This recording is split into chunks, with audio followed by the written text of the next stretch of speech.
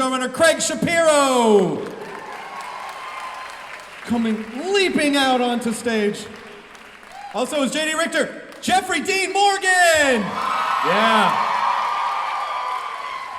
Where is he? There he is. Someone that you may be excited to see, an Academy Award winner, Halle Berry.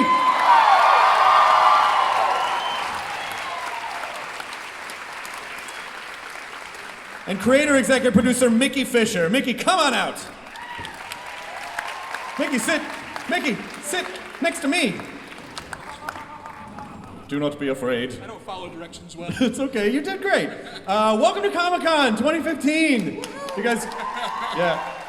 I want you to know how important it is that they came out here for you, because Craig and Mickey literally had to pull themselves away from talking to Shatner backstage about his electric tricycle that he was riding around on. So let's get into it.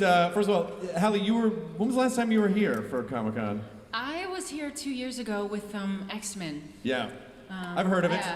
Heard of that little movie? Yeah, I've heard of that movie. But you've been like what, 8 times to Comic Con? Yeah, I think this makes my eighth time here. Yeah, I love coming here actually. How have you seen the con change since you came with the original X-Men? It has grown so much. I don't remember the actual first year I was here, but it was a huge event then. But now it's just grown like. It's like tripled itself than how it used to be. And the more fans come out, the diehards, the real reason that we make movies are right here at this Comic-Con event, which is why it's always my pleasure to come here. Excellent. Mr. Morgan? Yes. Were you here with Watchmen? I did come here with Watchmen. That was a big one. Not as big as this, though. Now, if you guys came back with Watchmen, it would be this big. So, can you tell people a little bit about who your character is, what they can expect, what Extant looks like in season 2, which I know is kind of a departure from season 1. Yeah, I mean, a lot of the storylines from season 1, obviously, there is a through line of the robotics of it all, and the fact that Molly Woods comes back from space pregnant, and now it's kind of the fallout of that. My character comes in, he meets Halle's character at a crime scene. I play a cop investigating a murder, and she's escaped a mental institution. I think she's certifiable, and you'll see as the season progresses that he continues to believe that she's certifiable. That man was very delighted by that over there. That was sort of creepy, dude. And that's kind of where we kick off. These two meet at a crime scene, and sparks are flying kind of immediately as they try to kind of figure each other out and what's happening to the world. I think it's great too. By the way, just as a side note, if you accidentally get pregnant, you can just tell people like, I went to space. I don't know what happened. Get you out of anything. I went to space and been pregnant. Sorry, I can't explain it. Craig, how's your role been this year, and how have you made changes to the show and tried to push the show in different directions? Because the show is on CBS, but it doesn't, and I don't mean this in a bad way, it doesn't really look like a CBS show. Like it looks different. Right, well, at every turn, CBS has said, push the envelope. They've let us really take the show to an edgy place.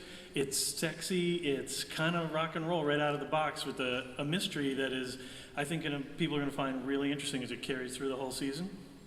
We got a call the first day saying, do you want to come work on a show with a Steven Spielberg show with Halle Berry? And we were like, all right, well, I don't care what it is, we're in, kind of thing. And then we just turned the show immediately to try to say, how can we heat it up? How can we give it an energy and a fizz? And and the answer was Jeffrey Dean Morgan.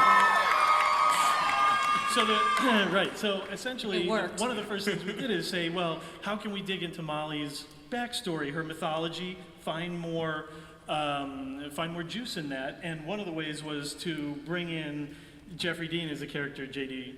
Richter. Find her a man that wanted to kiss her. Yeah. My last year's husband didn't want to come near me. to put them together and see what sparks. That's bullshit. So you mentioned the name Steven Spielberg, who's one of the overarching executive producers of the show. How has he been involved with the show, and do you talk to him, and then do you just ask him like a bunch of ET questions? Like, how do you talk to Steven Spielberg, but then focus on your work? All I can say is this is where we geek out a little bit. I can only say that because it is Steven Spielberg. We've gotten email. He's been shooting back to back to back, and so my goal before we wrap this season up completely is to have that sit down with him face to face. It has not happened yet. I did get to meet Shatner backstage, but I have yet to meet Steven Spielberg. So you go Shatner and then Spielberg. Yeah, you want to go alphabetically. We're working up. Yeah. I can tell you that last season when he came and we were shooting the pilot, we were shooting on Culver Studios on stage 3, and he came and just to see like our the props people put our directors' chairs side by side, and I was like running around taking pictures of just our chairs together. But he came in and he was standing around talking to us. I don't know if you remember this, but he goes, "Oh yeah, this is the stage I shot E.T. on." Oh yeah. And he's like, we're looking up in the things, and I shot here. And I think the space station was like right over there, and you could just sort of feel the energy around us. We were like, Just trying not to crap your pants. Yeah, I know what that feels like. Right. So, Mickey, so you're a creator of the show. Yeah. And what's interesting about the show is that it seems to mash up some subgenres of sci-fi. So there's a robot element and there's an alien element. And so when you first decided to pitch the show, how did you pitch the show? Well, I wrote the pilot on spec, so I wrote the whole thing and created before anybody ever saw it. The pilot episode, and I followed the advice that they always tell you as a writer, which is to write the thing that you would really want to watch. And then apparently the show that I really wanted to watch was about an astronaut being impregnated by an alien. But I was also, it was sort of a weird amalgam of all these things I was watching at the time. I'm a huge Doctor Who fan, as I imagine a lot of you out there are. Woo-hoo! But I'm also a huge Friday Night Lights fan. All right, and so, yes. In fact, the very first Nerdist podcast I listened to, I was telling Chris this, was a Matt Smith podcast. I had just jumped in and listened to a lot of these things. But I sat down to write this pilot, and what came out was this show that was about aliens and robots, but at the heart of it, it was really about this complex, complicated, fascinating woman and this family. And so that's sort of how it all ended up blending together. And Halle, how did you get involved with the project? Well, I read the pilot, and I, like everyone else who read that pilot, I mean, that was one of the hottest pilots the year it was sold. I mean, that made Mickey Fisher a really rich man, because that pilot went for a lot of money. It was a hot property. So I, like everybody else, I read it, and I fell in love with the complicated character, with the idea of where it could go. I love the idea of dealing with AIs and extraterrestrials and the human species and figuring out who will survive. How will we evolve? I mean, that's something that I've often thought about, and I know we're all thinking about as we're in this technological age of all these gadgets and things are advancing so quickly. I'm wondering, how are we going to evolve? And our show really addresses evolution and who will survive, and who will be the last people standing. And if we don't survive and if we don't evolve, we die. And we discover that in our show, and that's just wildly exciting to me, to be a part of a show that's about something that really is going to be affecting our lives. Yeah. Truly. I think if there were a nuclear war, I think just the Kardashians would survive. Just, unfortunately. Oh, man. I know. You can't take them down. Our new overlords, right? They're impervious to human weapons. I, for one, welcome our new Kardashian overlords. Right? And we will toil away in their underground sugar caves. But Halle, you also serve as executive on the show. So do you sort of see the show as your baby in a way? Like, you've been involved since the beginning, how do you balance being an executive and being an actor on the show? Well, that has its challenges, because some days I just want to be an actress, and that's largely enough to remember my lines and work with the other actors and, try to create this character. But I do also like the fact that I do have a say. I was an integral part of hiring our new showrunners, Liz and Craig. We knew that we needed somewhat of a reboot. We needed a new direction, and I was lucky that I got to be a part of deciding that. I got to be a part of bringing this talented, sexy hunk of a man on our show. Thank you. And to be a part of, Kiersey Clemens, she's also on our show, a young, beautiful African-American actress that's just dope. she's Yes. dope, just dope. She's on the show, so I like having, some creative involvement. Not just being the dancing bear. I think that's in my future, having a bit more control, yes. And do you enjoy the television schedule? Well, that's rough. I have 2 little kids, so I spend a lot of time away from my kids as a result. And what I've learned to do is when I'm away, and when I'm home, I'm really, really with them. And that's been working for me. But it's a sacrifice. A 1-hour drama, you work a lot of hours. Yeah. Yeah. Jeffrey, do you feel the same way about the TV schedule versus? It's brutal. There's no other two ways about it. It's just a very hard thing to do. And for me, I'm a little bit dyslexic in the way that scripts come in, Craig and Mickey. Generally, at the last minute, we're getting changes, and it's very, very hard. So you work a 16-hour day, and then you go home and try to learn the following day's work it takes me a good 3 or 4 hours to get a grasp on some of the stuff. It's no joke, but thankfully I'll see Halle in the morning and we kind of go over the scenes, and by the end of the day we're gold. But yeah, it's a tough deal. You don't sleep for a good 5.5 months. Yeah, I know some people are like, oh, acting's really, how hard is that? It's really hard because you don't know, how many days do you have to shoot an episode? 8 days. You have 8 days to shoot an episode. Yeah, and you probably don't even know what day it is most of the time because you're just on that constant schedule. Right. I'll say this, that, on the last night, which was just last week, we wrapped the 13th episode last week, Halle had a sore neck, like a pinched neck. It had her back all seized up. It was 4 o'clock in the morning after a 16-hour day. We, the writers and the crew, look like living hell. She steps up on the set. She has a fight scene with a character. I will not tell you who that is, but it's an amazing fight scene to wrap up the season. And she looks completely dynamite and has all her energy, and she's just raring to go. And when we wrapped that last shot, I was like, you are a warrior. Because she was in warrior mode for like 16 straight hours shooting this For very 6 intense, months. And for 6 months. And it was super, super impressive because it's really hard to do.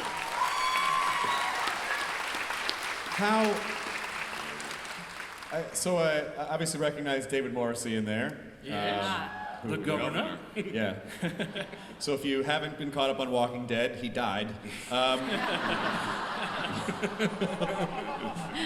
Don't shout spoiler at me. I'm so sick of that word. Well, the rest of the world does not have to bend to your viewing habits.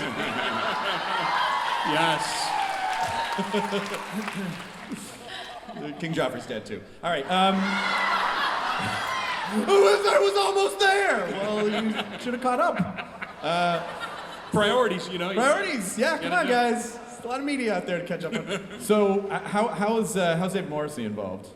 David Morrissey, he plays this character, Tobias Shepard, who is the head of this new organization called the Global Security Commission. Last season, we were in this world, the ISEA, which is like a kind of amalgam of public and privatized space exploration. But at the end of the season, Molly Woods destroyed the space station. They found out all these dangerous, crazy spores out there. So obviously, nobody's going back to space for a while. So we move out of that world, and in season 2, we go into this new world, the Global Security Commission, which is a little like the NSA of the future, Homeland Security, that kind of thing. They're charged with protecting against global threats, pandemics, terrorism, all that kind of stuff. And now they're charged with solving this new problem, something that nobody ever accounted for, this invasion. Great. We are going to have time for a couple questions, so if there's I don't know where the microphone is, but if you have a couple questions, we can take those. But as people are lining up, right before we take a few questions, Halle, why is this show important for people? Why do you want people to watch the show? What does it mean to you? And just kind of tell us about your excitement and what makes you happy about it. Was that, he was talking to me. Was that That's for me? Jeffrey, please. Jeffrey, would you please stop passing notes? There's going to be a pop quiz if you don't sit down and behave. You see, this is what I have to deal with every day. This is why it was Sorry. a 16-hour day. But like watching you guys kind of screw around, we just put out, you Yes. guys were nice enough to give us on Nerds, we put out this gag reel, and it didn't seem like the camaraderie of the screwing around was engineered. It seems like in the midst of this very dramatic show, you guys are actually you like each other and have fun, which isn't always the case. No, it's not. And it's rare. brutal. When you don't like, I mean, we become like a family. Like, we have a relationship. Like, all the actors, with the directors, with our showrunners, we're in a relationship because we spend 17, 16, 18, 14, 13 hours a day together for 6 months straight. And so it's hard not to have a relationship. And when you really like each other, it just makes the days go by. And Jeffrey and I, from day one, we laugh so hard. We laugh so hard that I think the crew gets pissed off at us sometimes. Because they're tired, they want to go home, and we just get the giggles, and we can't fight it. We just have to, they all know, okay, just let them do it. Let them laugh it out, and then Hopefully we'll it get won't the take shot. an hour. So that gag reel that you found, that you put out, is just really showing the genuine fun and the laughter and the lightness that we do all have behind the scenes, and we do have a good time. So the question was ultimately before, like, why, if people haven't seen the show yet, why is the show special to you, and why do you want them to watch it, and what do you want them to get out of it? Well, I think this show, like I said earlier, it's about something that could potentially and will probably affect all of us one day, and that's our evolution. And what might that look like? And I think that's wildly interesting. Our show this year got a real reboot. It's still about science fiction and about extraterrestrials and AI, but there's sex in it this year. There's mystery. There's edge. There's really cool characters. They're beautiful people that come on our show this year. That it's just wildly entertaining. And while we're in this world of science fiction, these characters are all being developed little by little, and you start to really care about them. And I think week after week, you'll want to tune back in to see, oh God, what's going to happen with that couple? Oh shit, look what they did. Oh no, how could that have happened? We have moments like that this year that I hope the audiences will really enjoy and will enjoy coming back to week after week. Well, yes, you, robots, aliens, sex. I don't know why we're not watching it right now. I don't know why we're not just watching it this minute. And I said earlier, Jeffrey Dean Morgan and I do swap fluids. We do. We do. Wait for it. You gotta wait for it, but we do. That was supposed to be a mystery. Let's just tell them right now. They don't know how we're gonna swap fluids. Right. They're gonna watch and see. We have a question? Hi, what's your name? Hi, I'm Alexis. Hey, what's your question, Alexis? My question is for Halle and Jeffrey D. Morgan. Obviously, you two are beautiful, and working together, how do you feel that's going to benefit season 2 and your chemistry and everything? Because that's what got me to want to watch season 2 when I found out. What? You found out the Jeffrey last Dean part cut Morgan was out. on it? I know, Yeah. right? I know, right? That's what made me want to do season 2. But first of all, who are you supposed to be all green and stuff? Who are you? She's Gamora. Oh, okay, right on. So, Yeah, we're really pretty.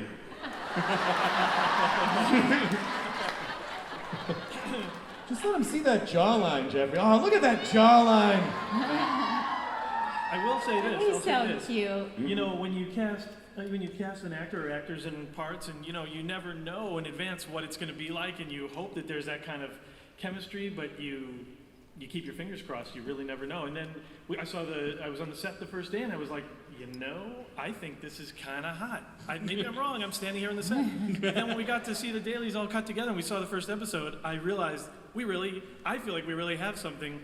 Because they have this chemistry that just fizzes on screen and it's exploding off the screen. It's very cool, and it doesn't always work out this way. It's kind of exciting. I'm glad that it's not creepy to have a dude on the set going, this is kind of hot. Yeah. We're trying to shoot a show, dude. What are you doing? Can we do that again, but slower? Yeah. I'm the showrunner. I know what I'm doing. Take Yeah. it down. Yeah. Thank you very much, Alexis. What is your name? Hi there, I'm Pam. Hey, Pam. Hi, I love you guys. My question is for Halle. You always play such wonderful, strong characters in your films. What made you decide to come to television? Well, I felt like, the TV is the new frontier. The best writing is on television. There are great characters for women and women like me, my age group, my ethnicity. And I felt like to really go do some quality work, which I was finding it maybe hard to do in the film world, that I would go to TV and be able to do what I love to do, and that's play great, complicated characters. And I hope that I can have a relationship between film and TV. I always have done film for television, never a television series, and so I hope that I can have a movie coming out in the fall, so I hope I can continue to do both. But for me, television is where it's at right now. It's the best things are on TV. Yeah. Thank you, Pam. Hello, what's your name? Misha, Hi, Misha. What's your question? I was wondering, Mickey already said he's excited to see Doctor Who here, so what do the rest of you want to see at Comic Con, and are you going to try and walk the floor? Oh, yeah. Oh. Great Storm cosplay. Doesn't look. Oh my God. Doesn't look at all like. Well, I like to try to find the storms. I like to go up to the storms and just introduce myself. Tell them what I think of their outfits. I don't know. I'm not going to be here long enough to see. Unfortunately, I have to leave right after this. We just finished our show, literally. And so I have some stuff that I have to go do with my family, and I know Jeffrey does too. So unfortunately, we're not going to get to hang out much after our appearance here. We just came to sadly. see you guys right now. Yeah, basically. But if there's any storms out there, step on up. Is there a storm? Is there a storm? Yeah, right here. Oh, there's a storm! Oh, that's great. Okay, girl, come on out. I gotta see what you look Come like. on up, come on up, come on up. To the light. I gotta check this out. Wait, love is there it any, already. is I there can any see the hair. comedians? Yeah, where's the comedian? Oh, girl, look at you. Word. Work that. That's nice. Do you know what happens to a toe when it gets struck by lightning? I do. You want me to show you or tell you? Yes? Yes. Yes, I really do. What is your name and what is your question? Hi, my name's Kayla, and I just wanted to say, Jeffrey Dean Morgan, I loved you on Supernatural. Ah, ESPN fans. Yeah, people hate that show. Yeah, and my question was, what's your favorite thing about your character? John Winchester? This character. Oh, this character in this Yeah. show? Sorry, you threw me. My favorite thing about him is that Craig and Mickey, I think, really made him a guy that I think that you guys will all be able to relate to.